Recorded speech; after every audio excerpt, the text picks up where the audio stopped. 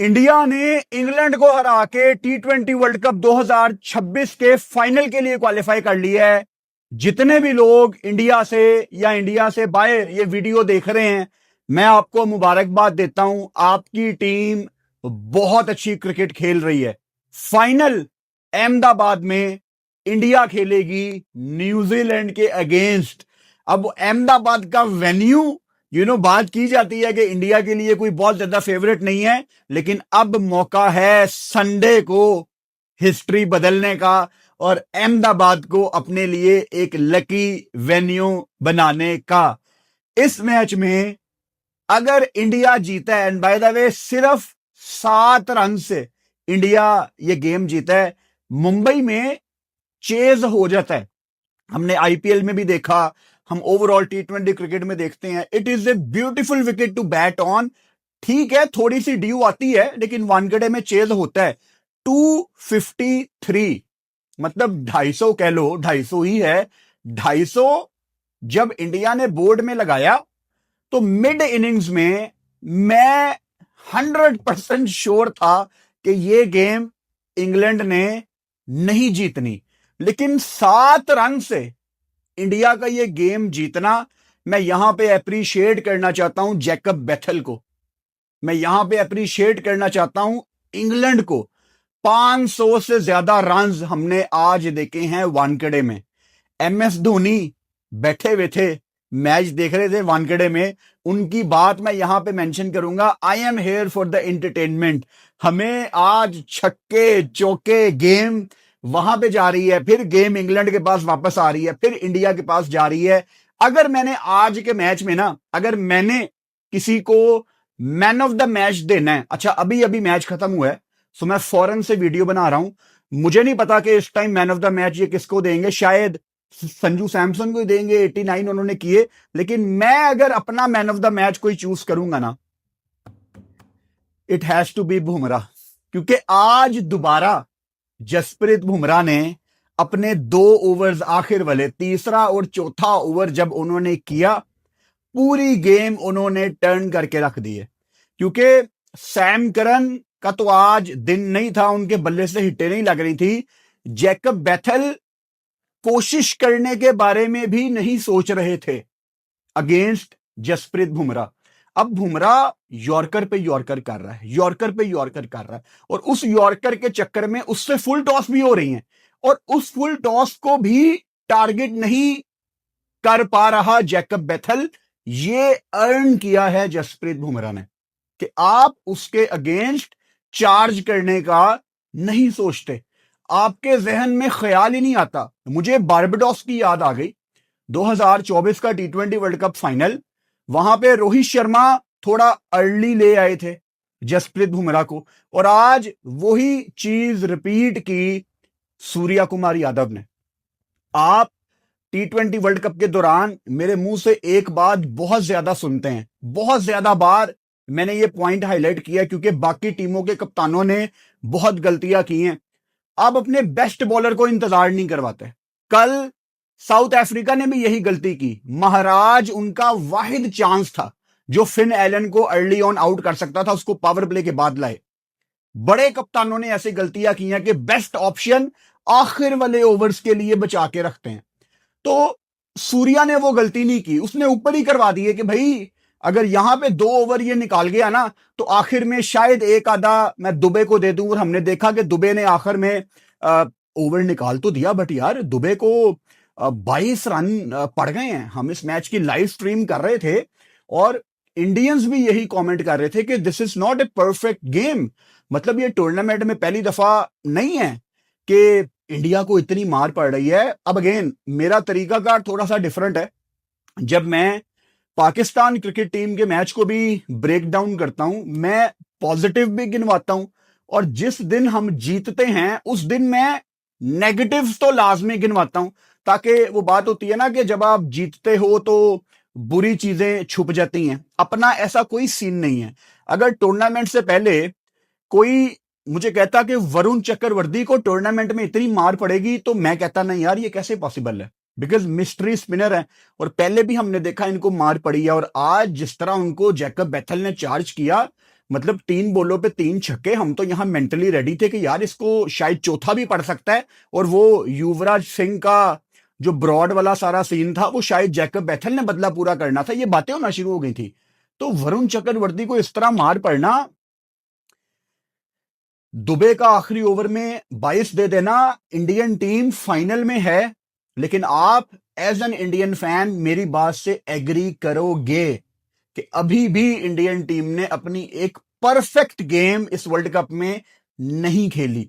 As an Indian fan आप बस ये दुआ करो कि वो जो परफेक्ट गेम है ना वो फाइनल की हो, क्योंकि अभी मैं कन्विंस हूं कि हमने इंडियन टीम की बेस्ट क्रिकेट नहीं देखी। अच्छा, अभी हम बात कर रहे हैं तो मेरे सामने लिखा आ गया है कि man of the match, player of the match is Sanju Samson. तो शुरू से शुरू करते हैं जो हमारा तरीकाकार है। अभिषेक शर्मा, उनको पता था एक बॉल पहले डीप मिड विकेट पीछे ली है, लॉन्ग ऑन पीछे लिया है, उससे एक बॉल पहले उसने फुल टॉस को लॉन्ग ऑफ की तरफ एंगल बना के मारा था क्योंकि लॉन्ग ऑन खड़ा हुआ था। अगली बॉल पे सेम गलती की। अब विल जैक्स को off spinner around the wicket वो क्यों लाए हैं? आपको पकड़ने के लिए कि वो थोड़ा सा लूप देगा, आपको फंसाने की कोशिश करेगा कि आप डीप मिड विकेट को कैच पकड़ाओ। अभिषेक शर्मा को आउट नहीं कोई कर रहा, अभिषेक शर्मा खुद अपनी विकेट थ्रो करके जा रहा है। अब इंडियन टीम फाइनल में भी मेरा नहीं ख्याल कि अपनी टीम बदलेगी। वो इस जोन में है कि अभिषेक का एक दिन आएगा और वो अकेला पूरा मैच साइड पे लगा देगा। I wish him all the best. ऐसा हो भी सकता है कि फाइनल आपको अभिषेक शर्मा ही जितवा दे, और विनिंग कॉम्बिनेशन को बरकरार रखना it is always a good idea. So मेरा ख्याल है अभिषेक को वो फाइनल खिलाएंगे और शायद खिलाना भी चाहिए। But what I want to see from Abhishek Sharma, just try to show some responsibility. उसको अपनी विकेट की वैल्यू करनी है।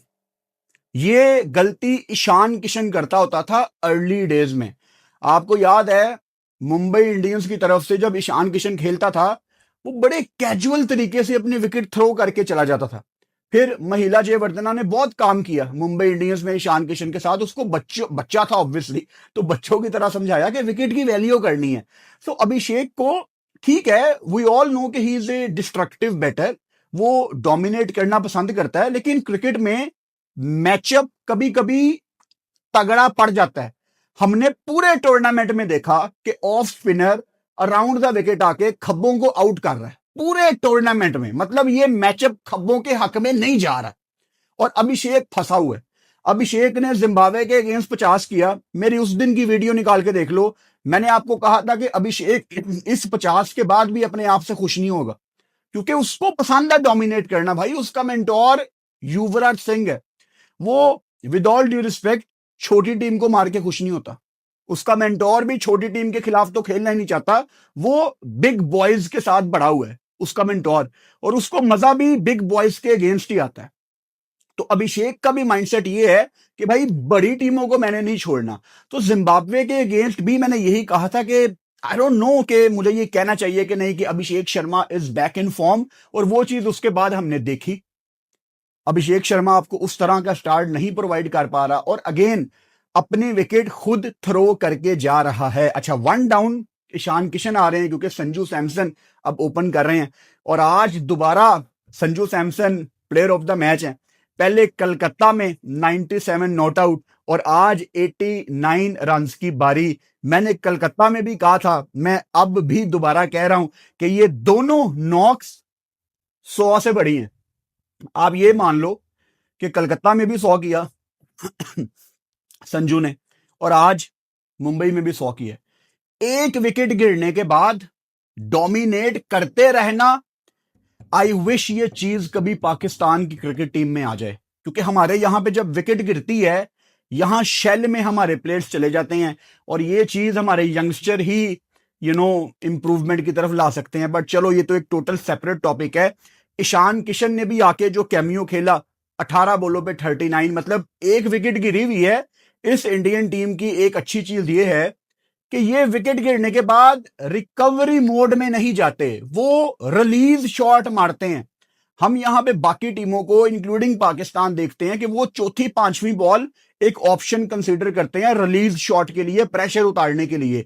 ये आते साथ ही पहली दूसरी बॉल पे चार्ज करते हैं। अच्छा, अगर आपने अभिषेक को आउट कर दी है, आप अभी उसके जोन में होते हैं कि यार चलो we got the first wicket, और वहां पे संजू सैमसन भाई आपका सॉफ्टवेयर अपडेट कर देते हैं।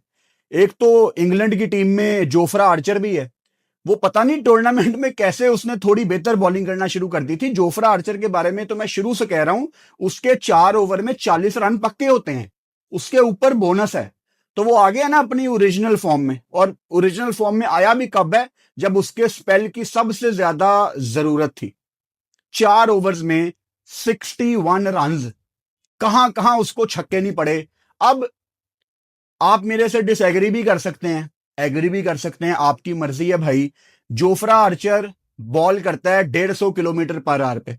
अगर किसी फास्ट बॉलर के पास 150 किलोमीटर पर आवर का पेस है, तो वो हर दूसरी ball back of the hand क्यों कर रहा है? वो हर दूसरी ball off cutter, leg cutter क्यों कर रहा है? वो स्लो बॉल बाउंसर क्यों कर रहा है? ओ भाई, वो इंडियन क्रिकेट टीम है। अगर 20 बॉलें हुई है ना स्लो बॉल्स, तो 20 की 20 संजू सैमसन ने पिक की हैं। तो कहां पे गया आपका होमवर्क? आप हजारों पाउंड देते हो अपने टीम एनालिस्ट को, उसने क्या आपको नहीं बताया कि भाई ये सारा साल इंडिया में खेलते ही इसी तरह की क्रिकेट है कि स्लो बॉल आ गई, वेरिएशन आ गई। अगर कोई चीज डिसीव कर सकती थी उस टाइम ईशान किशन को या संजू सैमसन को, तो आपने फाइन लेग पीछे लेनी थी, पावर प्ले की बात कर रहा हूं, और डीप स्क्वेयर लेग पीछे लेना था और शॉर्ट बॉल करनी थी। क्या संजू सैमसन पुल मारते हुए आउट नहीं होता? मुझे बताएं। होता है ना पुल मारते हुए आउट। आप करवाएं संजू सैमसन को 150 किलोमीटर पर आवर पे बॉल, मैं देखता हूं वो कैसे नहीं बॉल चढ़ाता।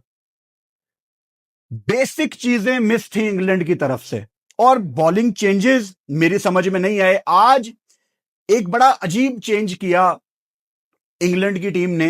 रेहान अहमद, जिसने बड़ा इंपॉर्टेंट रोल प्ले किया था पाकिस्तान के अगेंस्ट कैंडी वाली गेम में, उसको बिठा के फास्ट बॉलर जेमी ओवरटन को डाल दिया। अब ठीक है, वो एक फास्ट बॉलर दूसरा डालना चाह रहे थे, लेकिन जब आपका एक प्लेयर अपने बलबूते पे गेम जितवाता है ना यार, उसका कॉन्फिडेंस आसमानों को छूता है। आप जाते हैं टैक्टिक्स पे, मैं जाता हूं स्ट्रीट स्मार्ट कैप्टनसी पे। और स्ट्रीट स्मार्ट कैप्टेंसी भाई बेसिक चीजें मांगती है। खैर, ऊपर से संजू सैमसन ने जो 89 की बारी लगा दी थी, उसके बाद आपको नीचे से चाहिए थे थोड़े थोड़े कैमियोज। ईशान किशन का कैमियो बड़ा इंपॉर्टेंट था। चौथे नंबर पे आज चेंज किया गया, सूर्या कुमार यादव खुद नहीं आए, क्योंकि वहां पे आई थिंक वो देख रहे थे लेफ्टी राइटी का कॉम्बो। शिवम दुबे को ऊपर भेजा गया। अच्छा, अर्ली ऑन दुबे से नहीं लग रही थी, लेकिन खत्म उन्होंने फिर ठीक किया। मैं हमेशा कहता हूं कि it's all about how you finish. 25 बॉलों पे 43, 4 छक्के उन्होंने लगाए। अच्छा, मुझे शिवम दुबे का जब भी मैं नाम लेता हूं, शिवम दुबे वो दुनिया का वाहिद प्लेयर है जिसकी टेक्निक मुझे समझ नहीं आती। फुटवर्क है ही नहीं है, एंड स्टिल वो इतने लंबे लंबे छक्के लगाता है यार। कभी मुझे मौका मिले किसी क्रिकेट के ग्रेटेस्ट बैटर के साथ बात करने का, नेक्स्ट टाइम मैं जब भी मिला ना, मैं लाजमी उनसे बात करूंगा यार ये दुबे की टेक्निक कैसी है और ये किस तरह मैनेज कर रहा है। खैर, उसके बाद नीचे आदिल रशीद ने सूर्या कुमार यादव को जब आउट किया, तो थोड़ी देर के लिए हमें लगा कि शायद वो एक फैंसी टोटल की तरफ इंडिया ना जाए 250 के करीब।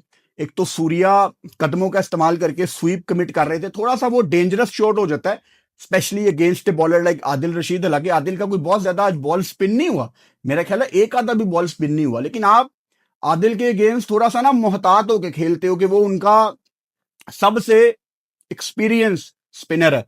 उसके बाद भाई नीचे रही सही कसर, हार्दिक पांड्या 12 बॉलों पे 27, और फिर तिलक वर्मा जो कि आज काफी नीचे आए, 3 छक्के 7 बॉलों पे 21, रही सही कसर पूरी।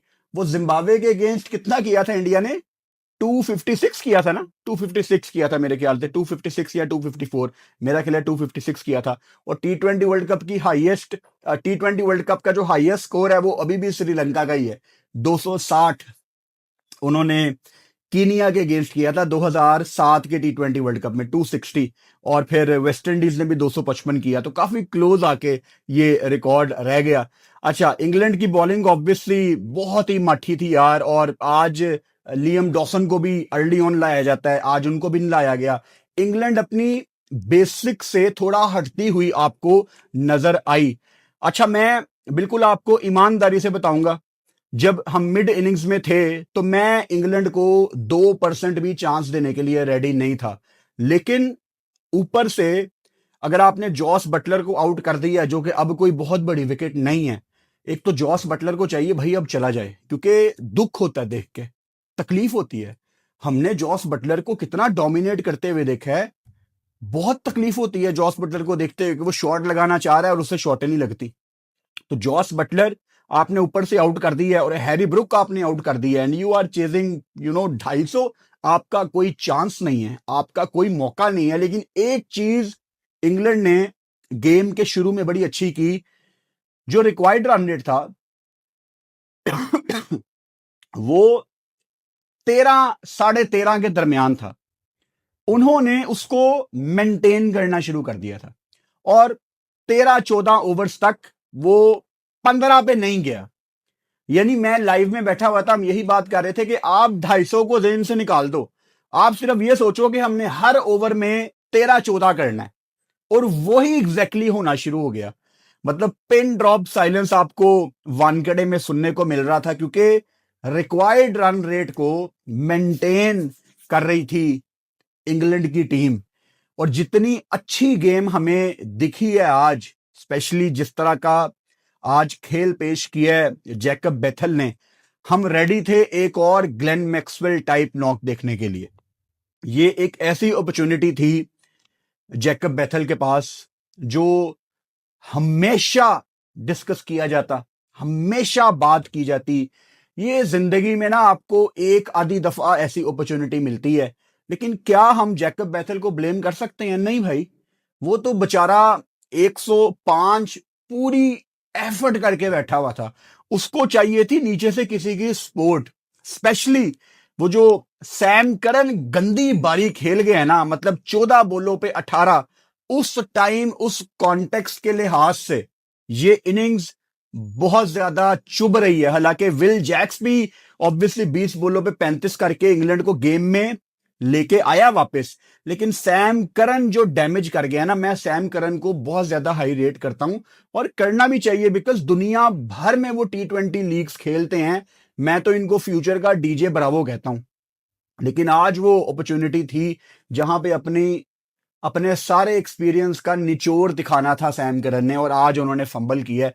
और इतने बड़े मौके पे जब आप फंबल करते हैं तो फिर उसको ही याद रखा जाता है। आप फ्रेंचाइज में जो मर्जी कर लें, 7 रन से सिर्फ आप हारे हैं। मतलब नीचे जोफ्रा आर्चर ने यार 4 बॉलों पे 19 कर दिया भाई, जोफ्रा आर्चर ने।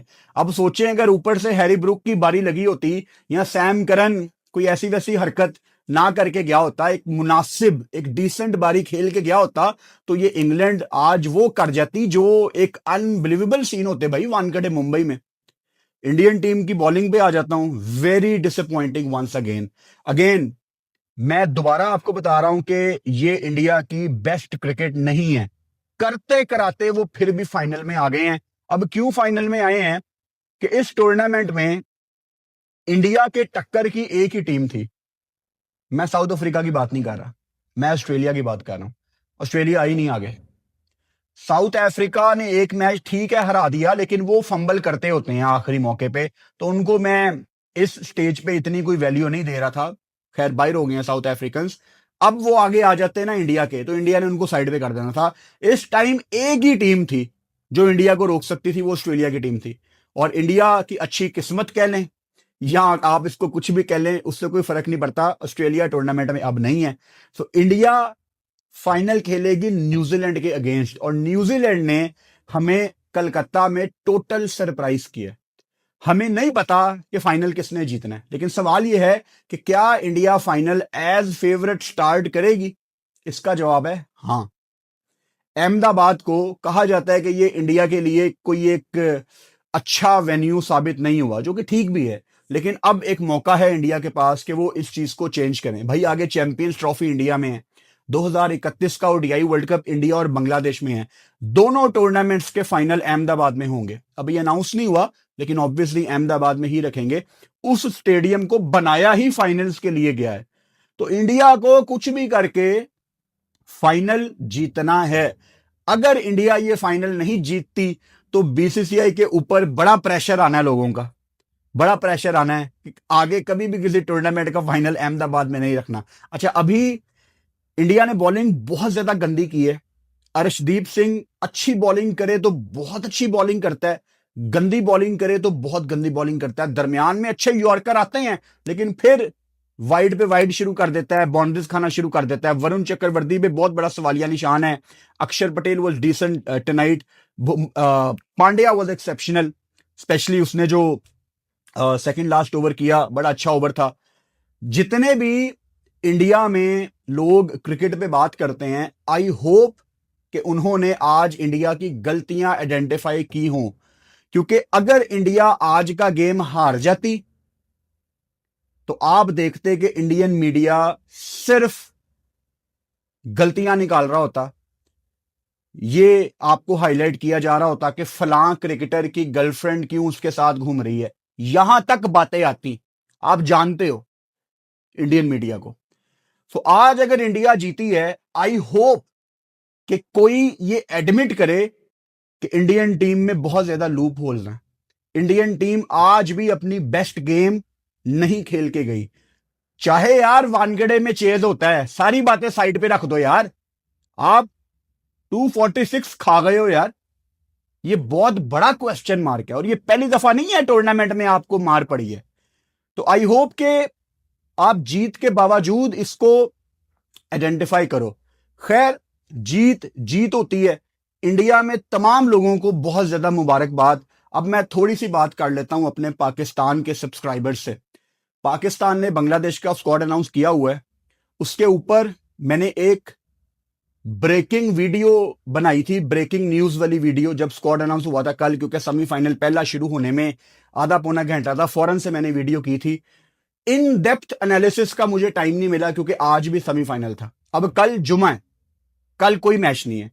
कल रात को 7 बजे इन डेप्थ एनालिसिस आ रहा है, पाकिस्तान का स्क्वाड डिस्कस किया जाएगा डिटेल में बांग्लादेश के लिए, और उन तमाम प्लेयर्स को एक्सपोज किया जाएगा जो गलत सिलेक्शन है। और मैं बिल्कुल भी होला हाथ नहीं रखूंगा। जो मेरे एंड पे सर्जरी हो सकती है वो कल मैं लाजमी करूंगा। इंडिया में तमाम लोगों को फाइनल की क्वालिफिकेशन के लिए बहुत ज्यादा मुबारकबाद। Good night.